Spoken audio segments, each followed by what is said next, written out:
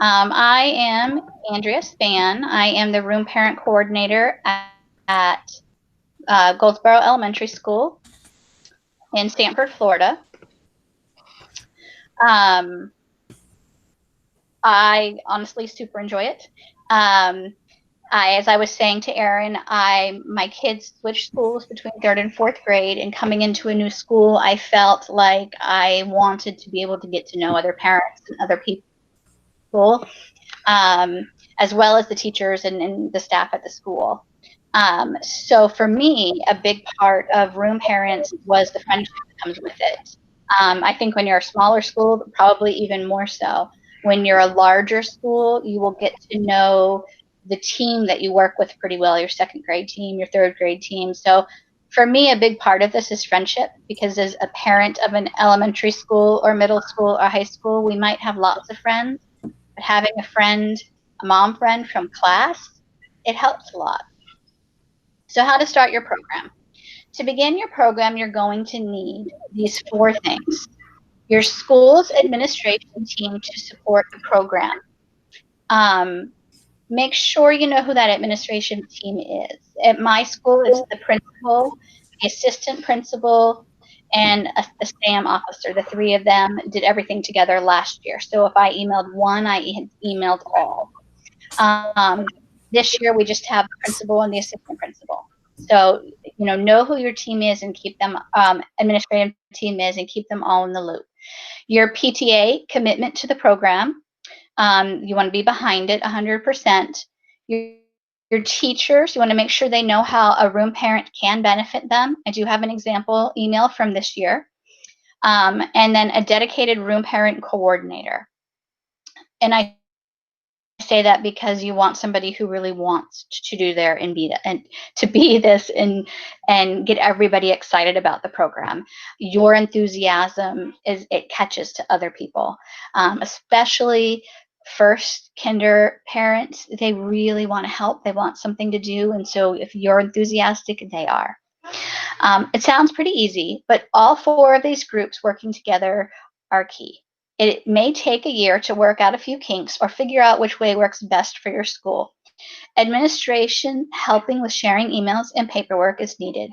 PTA and teachers need to be excited for the program to come to life. And as I said before, very important, when you email administration, you also need to include your PTA president. Everyone is working together, and you don't want anyone to be taken by surprise. Just very out in the open. When I do meetings, I also always wear my PTA shirt to let parents know, um, who I am and that I'm associated with the PTA and the school. Paperwork to start with. Speak with your PTA president, who will speak to the administration team about collecting a room parent name for each teacher. This is a great time to send an email to administration to share with the staff about everything a room parent can do to help. Usually this is collected at Meet the Teacher in August, but it could easily be done now or in January, or if you're between in school going back to school, it could be done right when you're going back to school. You're going to want to contact the administration team for a copy of the staff list. This is the way you will know how to spell last names, who teaches what grade level, special areas, paralegals, cafeteria staff, custodians. They are all considered staff members. So I get a list every year. I ask for it usually the first week back, and they'll email it to me super fast. And then you also want to have a teacher's favorite things questionnaire. You can give it many, many names. I prefer to give it at the back to school breakfast, usually put on by the PTA, to pass it out on a printed paper, and then they complete it and turn it in right away because their teachers are busy. So if they can hand it off and turn it back in, it's the easiest thing for them. And I usually have some kind of incentive. The first team to turn all their papers in, or the first person from each team. I change it every year so they don't know. But this time has passed this year. But it is very easy to create a Google survey and email it to the administration at your school. Ask them if they will then forward it to the entire school. Again, entice the staff with a prize.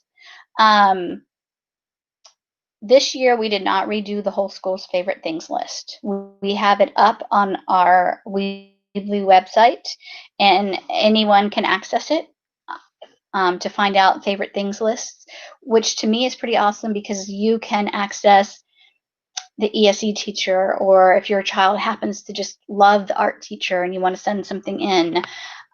We have special science classes that have teachers at our school, and or even administration, or someone in the cafeteria that did something that helped make your child's day fantastic. You have a site where everybody in the whole school's favorite things list is. So this year I didn't redo everybody because of COVID. I just made a survey and sent it to all of our new staff members or anyone who was missing for some reason. I have an example in the classwork for you of that, so we can go through those a little bit at the end. And then the other thing you'll want to do is find out who the PTA's VP of programs and hospitality chairs are and introduce yourself. They're going to need your support this year, and they're going to need you to forward to room parents when they need people to volunteer with them. And honestly, they make really good friends.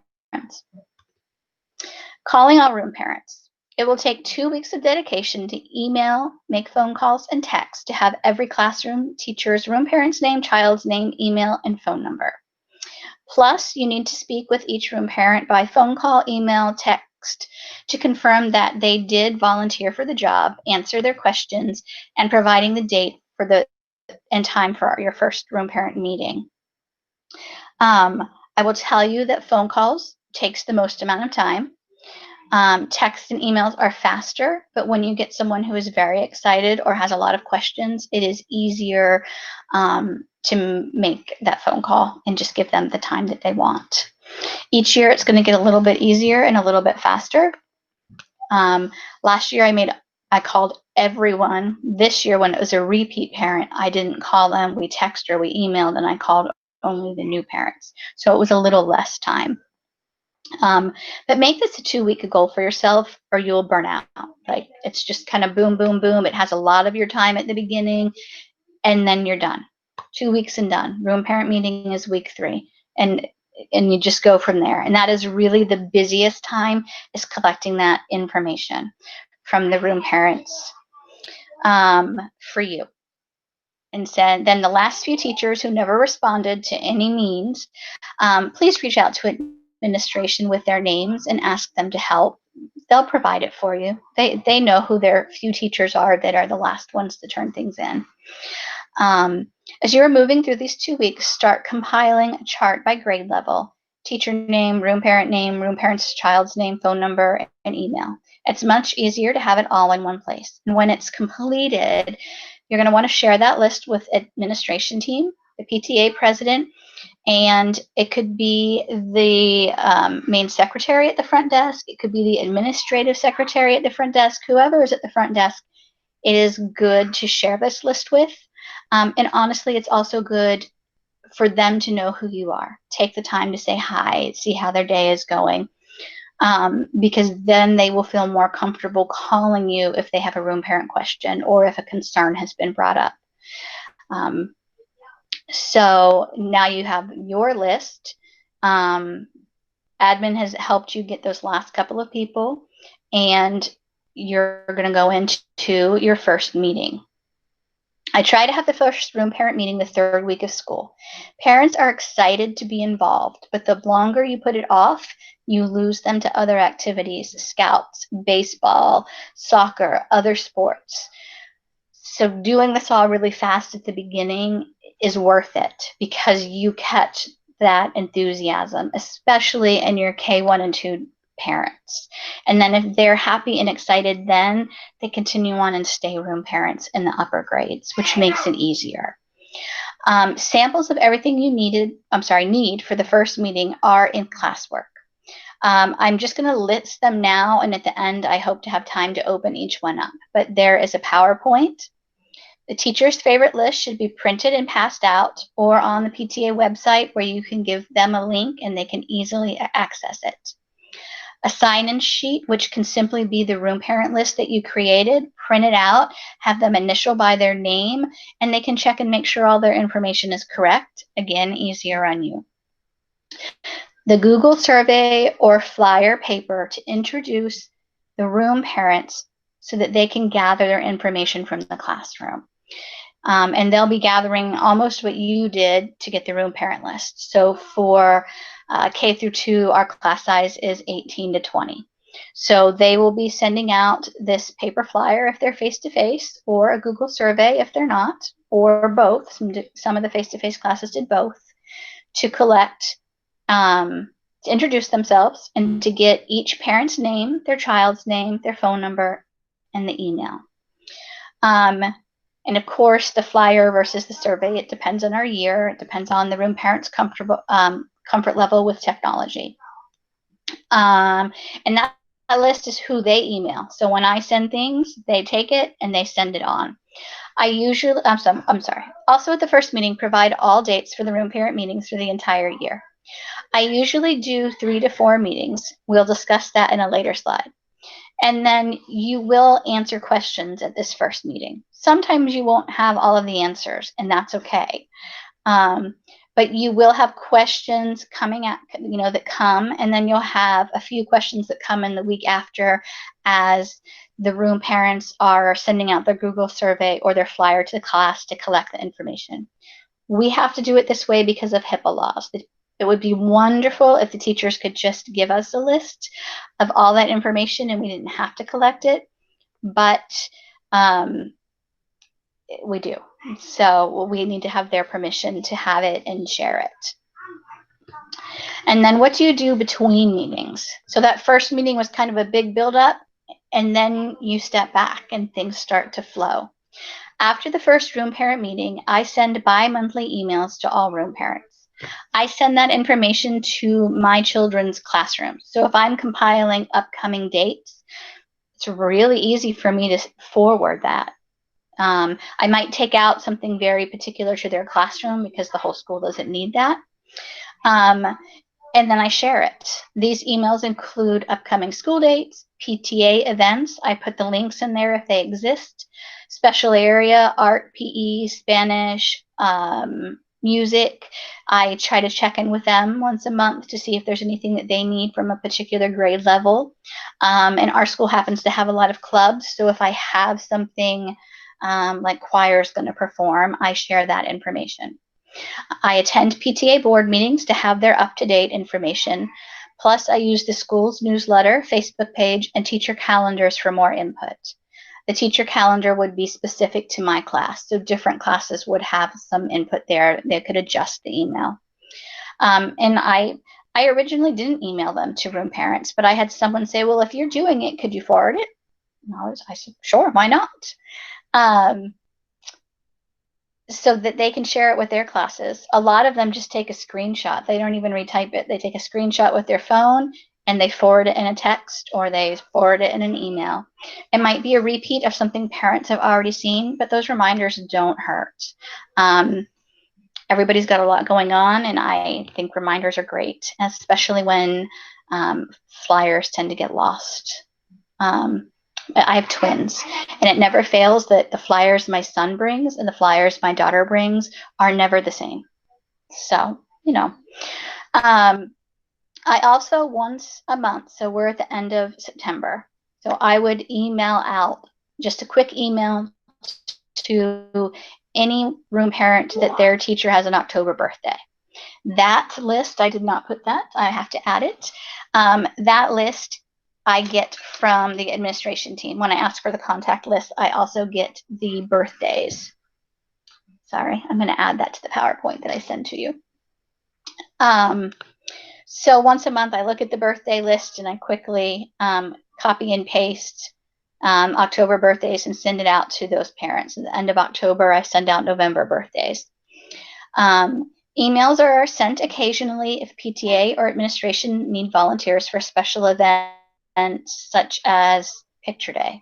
Maybe they need, several workers to help with that. I'm sorry, volunteers to help with that. Or book fair needs volunteers. I know this year is different, but Those are the kind of emails that I'll get a message and I'll make up an email and send it to room parents to share.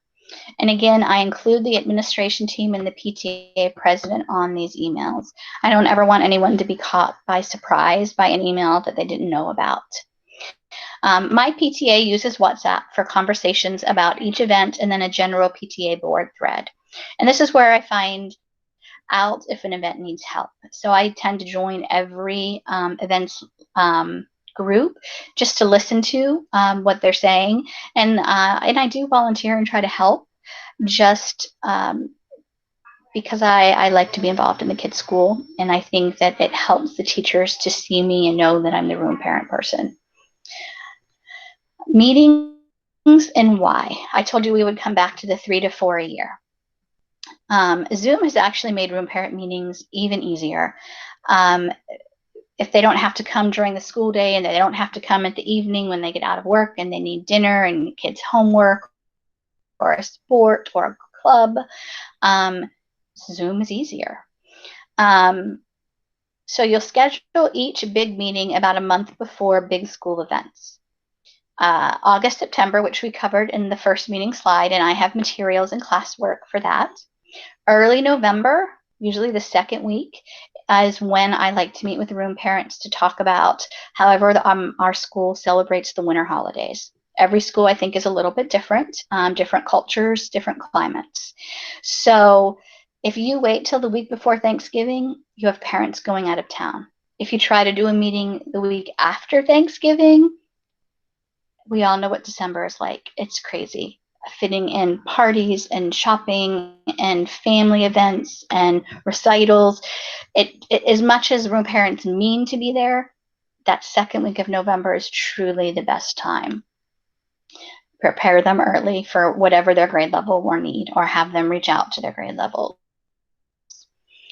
And then last year, I did not do a February meeting. This year, I think it's going to be important to talk about teacher appreciation. And then if we want to do anything for FSA for the upper grade levels, notes from the younger classes to the older classes, and different things that could be done. But all of that really depends on COVID procedures at the time. Is everyone back in school face-to-face? Are we still doing 2 or 3 different versions of school? But I felt like that would be the point to talk about what teacher appreciation would look like, so that room parents would be prepared for what was coming. Usually I just do teacher appreciation in April and talk about, we decorate doors. That's a big part of ours. So we talk about that, and then the weekly theme and how they can put everything together and not be stressed. Let it to be a fun week. As I wrote here, I didn't have a February meeting last year. This year, I think we need to cover where we are and what things are going to look like for the rest of the year. And also, I might, if we are all back in school, revisit celebrating teachers' birthdays a little differently. Teacher Appreciation Week. I did not spend a lot of time for room parents talking about Teacher Appreciation Week because I don't know what it's going to look like in May. But I did let them know that it is part of their duties for the year. So for me, Teacher Appreciation Week is one of the biggest, most important weeks. It's our time as parents to say thank you for everything that our teachers have done for our children's learning, and for putting up with our persistent emails or phone calls, or sometimes even our kids. We all can have one of those. I work with the hospitality chair on this event, as much or as little as the hospitality chair wants. So last year, the hospitality chair and I became friends, and she had never in 6 years at the school had anyone that helped plan with her. So we planned everything together and then changed it all because of COVID. And that's okay. But Teacher Appreciation Week is not a one-person job. We worked on coming up with daily themes for the students to celebrate their teachers and daily PTA activities together. However you arrange it, you'll need the typed daily theme for each day of the week to share with room parents, and the room parents will send that out to the teachers. And you also include the teacher's favorite things list again.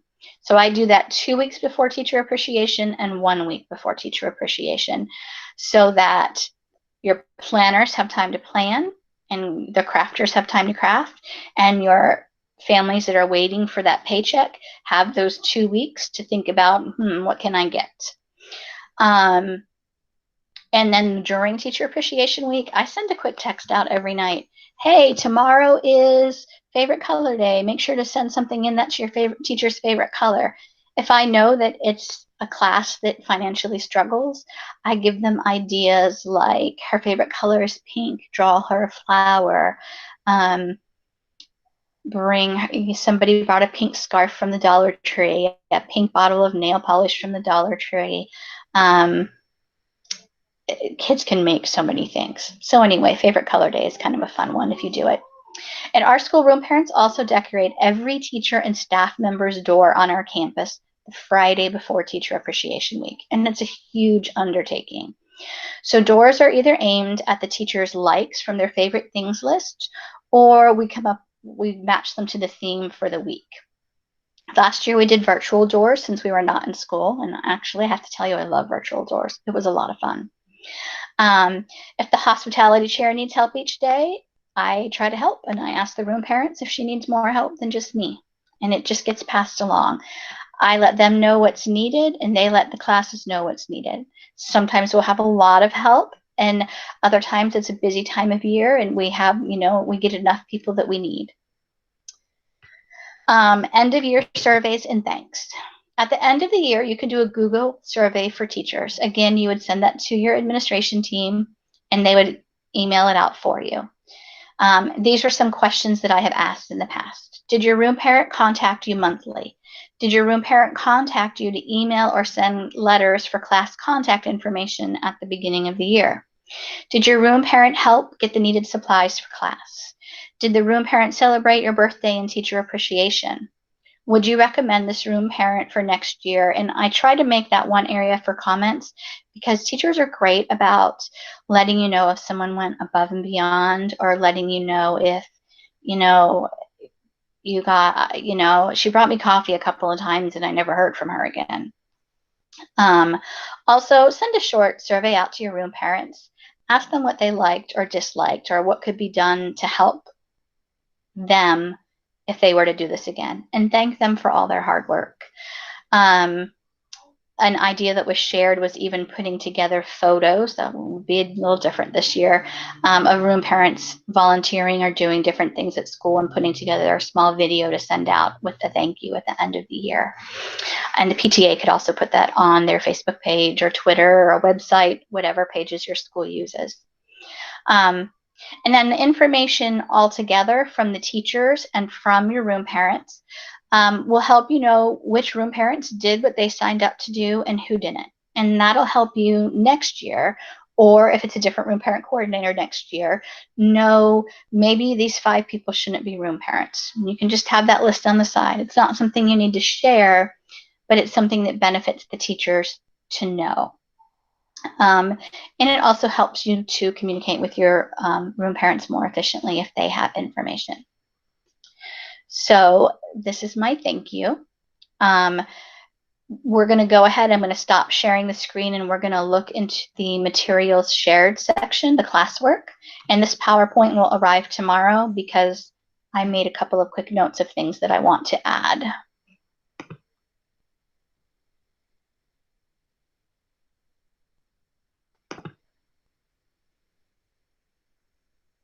All right.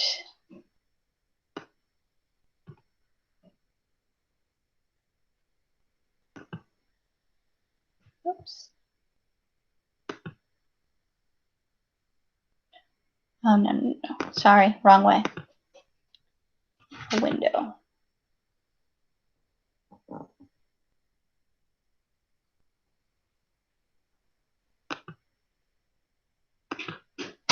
I think I'm doing this the right way.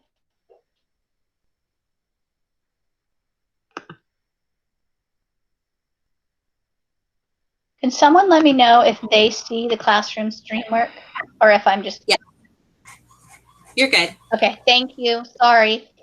Okay.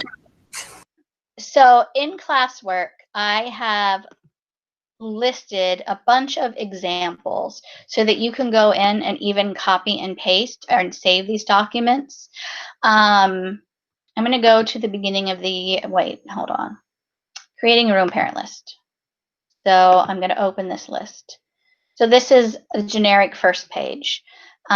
Kindergarten, first grade, second grade. I tend to put my room parents and their child's name and then the teacher's name.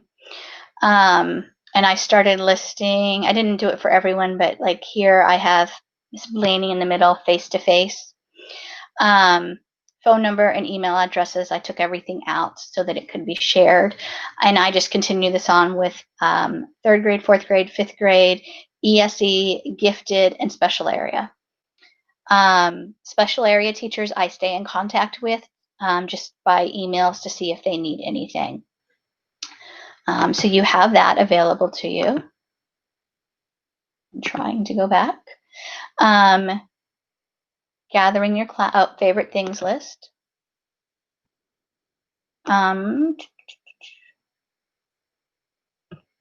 There's information that I typed in about each of these. So this is an example of last year's favorite things list that we used. The only thing we realized after the fact was that we did not add in their teacher's favorite color. So this year, we did a Google survey just for the teachers we didn't have the information for. And I added that Google's. Okay, so I'm going to need to share with you the correct Google survey. But I added in all of the questions that were on here plus favorite color. And then I'd only went out to about 15 people, so it was much easier to handle year 2.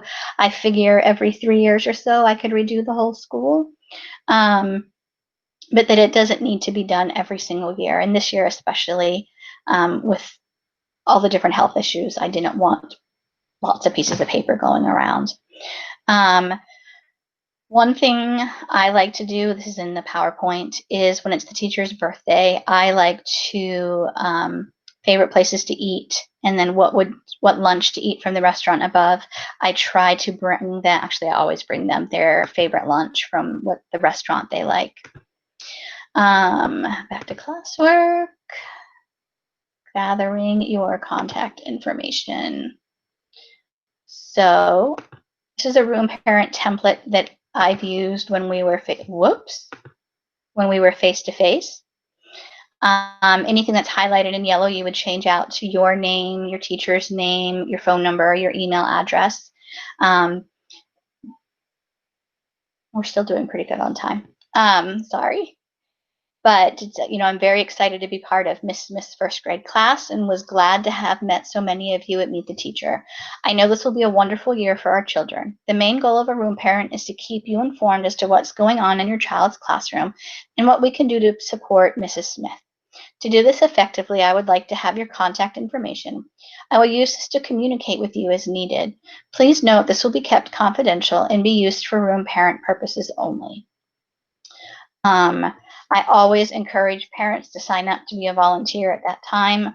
This year, we're not allowed on campus, but it's better to have it done so that if that becomes something we can do the second half of the year, we don't have to worry about it. And our volunteer application has to be redone every year. So you'll get a reminder in July usually to fill it out. It takes less than 5 minutes. And then they detach this bottom part and send it back. My room parents usually, they'll either have the majority text or the majority email. Whatever the majority is, that's how you contact your parents. Don't give yourself twice the work by doing it 2 different ways. One year I sent my test email out to the class parents and got 3 responses. So that year I sent text. Now, this year we did a Google slide for class contact information. And it didn't copy correctly either. But it has, I will attach the proper one. I apologize. I wonder why it's doing that. but it has all of the questions that are in this template. Your child's name, the parent's name, cell phone number, email address, and then at the very bottom here, my information may not be shared with other parents for our class. For birthday invitations, play dates, homework, class assignments, etc., please circle 1. There's usually one parent each year that does not want their information shared. If you're emailing, put that person in BCC. If you are texting, you just have to remember to send that one separate text. And I probably did that slightly out of order. I want to go to the beginning of the year PowerPoint. So, sorry. This is what I shared with room parents at our first Zoom meeting this year. And I picked 2 times of day. I did 1:30 and 8 p.m. because I wanted to give different ranges of times to see which worked best for parents. And I actually have a pretty decent group of both, so I'm going to continue doing 2. It also made it very easy for questions and discussions. So the first step is complete that dividend form through the county. And I stated that, normally this is used for field trips and on-campus volunteering, but right now volunteers are not allowed on campus. You're going to see that throughout this PowerPoint. And then I had all of my room parents listed here. So that, because this was emailed to the room parents after the meeting. So they're able to see who their team of people is. I also emailed them the room parent list, the one that has everybody's name, phone number, email, so we can contact anyone that's in room parents if we need help. Other classes that I listed were the ESE teachers, the gifted, special areas. So for other classes, anyone that has a class, you want to make sure they have a room parent. Special areas work with the whole school. So I check in with them by email or sometimes in person, not this year, but to see if they need anything, sorry about that, to see if they need anything from a particular grade level. Toilet paper rolls from first grade or milk bottles from kindergarten. And how to collect parent information. And I showed you both of these already. There are 2 options, the Google survey or the face-to-face flyer. I will update that Google survey so it has all the correct questions. I copied and pasted things, and apparently they didn't all stay. But I let the parents or room parents know how many students are in grade level. So kinder through 3rd grade is 18 to 19 students here. 4th and 5th grade is 20 to 22. And so when I was presenting to the room parents, I stopped, I went out of this PowerPoint and I showed them the 2 options. I showed them the flyer and the Google survey. And then we came back into the PowerPoint. How do I help my teacher? Reach out to your teacher by phone or email. Introduce yourself again. Let them know you're here to help if they need supplies in the class. Right now, no volunteers on campus, but you can still drop things off in the front office. When the teacher does need something, use the information you've collected from the classroom to email or text the class. You do not need to go by it all. It's to share what the teacher needs. And you will learn that 4 to 6 people tend to send all of it, and that's okay. It's not supposed to be you buying everything. And remember that every teacher is different, so that they may want different things. And then here I said hint for text, and I need to show you that on my phone at the end when this is done. So I wrote that down. And the other thing I wanted you to think about and let your room parents learn is that kindergarten and 1st grade will ask for way more than the upper grades do. And that's okay. You have to remember that each teacher is different. Kinder and first needs a lot more hands-on. So don't think when they get older that the teachers want you there less. It's just that their needs are different. And then how to celebrate teachers. Teachers' birthdays, again, I send those reminder emails out, but also on that favorites list, it has the teacher birthday. So you either have a paper, that favorite things list copied, ready to hand to your room parents at the meeting, or you have them on a website where you can give them the link and they can quickly go access it on their own. 2 to 3 weeks before the teacher's birthday, send their favorite things list home to the class. I think I try to give 2 weeks, 2 Fridays notice, so that that everybody has one payday before the teacher's birthday. Some parents and families it's not an issue. But other parents and families, they need those 2 paydays, and maybe the teacher's favorite candy bar that came in. But it means a lot to all of those students to give something to the teacher. Those 4 or 5 kids that don't bring anything will say, my mom's going to bring it tomorrow, or we didn't make it to the store yet. They feel guilty and sad. And they shouldn't. They don't need to. Teachers are great about making them feel fantastic, or letting them write a little card and handing it to them later in the day. So that 2 Friday notice is important. And then 3 to 4 days before their birthday, I send a reminder again with a text, and I just do a screenshot of their favorite things list. And that favorite things list has small ideas to bigger ones to fit any budget. And then right here is where I put that I try to bring my children's teachers, their favorite lunch on their birthday. It's not required, just makes it special. Winter holidays, share the list again about 2 weeks before winter break in case anyone wants to send something in. The school I'm at is incredibly diverse. We have many, many different religions and different celebrations in December. So I use winter holidays. But the school we were at previously said, Christmas and Hanukkah. So phrase that how it matches your school. Birthdays and celebrations continued. This year, many of our students won't be on campus to celebrate their teacher's birthday. So sending a card to the school is the best way we can show them we care. And give them the school address. It sounds silly, but it's easier if they have it.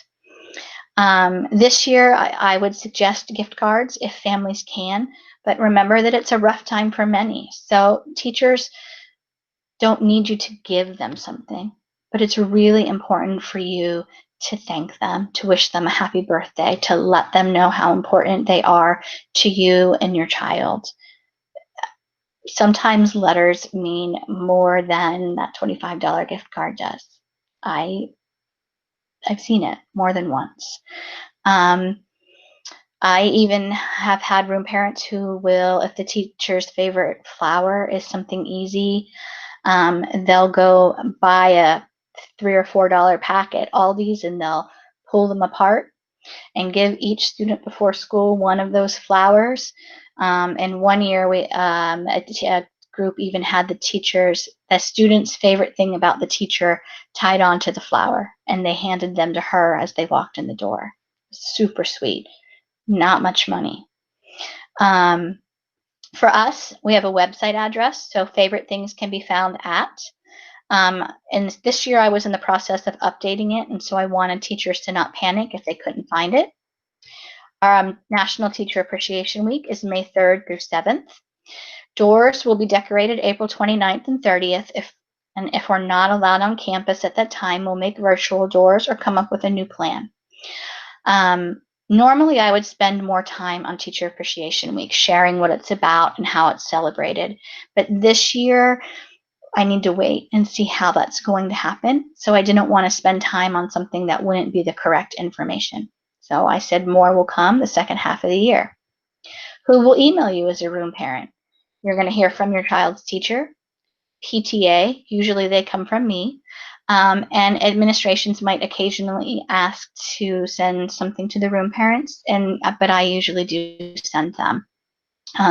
So our beginning of the year start important dates are our online book fair and virtual literacy night tomorrow. And then if you pass that information on, I did put it in an email and send it to them like I normally do, but I wanted an example on here.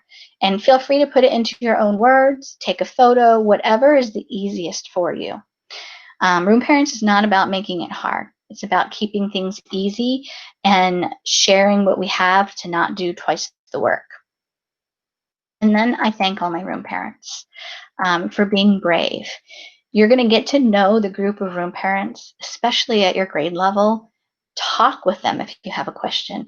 Quite honestly, if you are not understanding math, reach out to one of those room parents because they are probably having the same problem or had it a different day. They will understand.